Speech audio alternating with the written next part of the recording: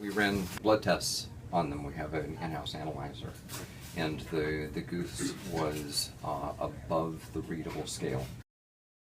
So I held it in the stomach and figured that probably what happened is the bird was standing possibly in a park. The bullet went through the wing and stopped, and the bird probably just reached around and groomed it, found the pellet, and swallowed the pellet. We were really excited when we learned that PAWS was bringing us a Canada Goose.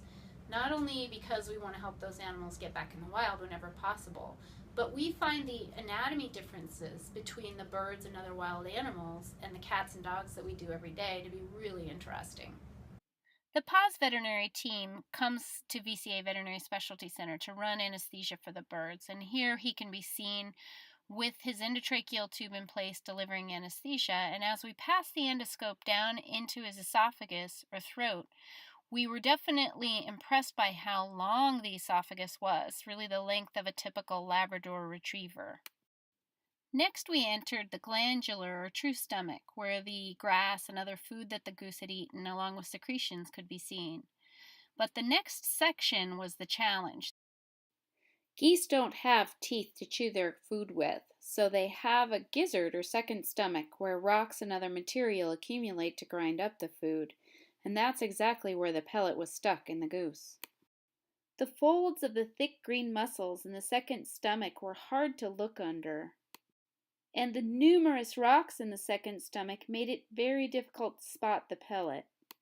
The entire team watched to try and spot the pellet, but we weren't having any luck. And we all knew that birds don't do well much longer than an hour under anesthesia. My technician Shawnee had the idea to take an x-ray while the endoscope was in and see if the pellet was close to it, and what we found was that it was right on top of the pellet. We pulled the endoscope back, then knew just where to look. And that was just the trick that allowed us to spot the pellet in the stomach.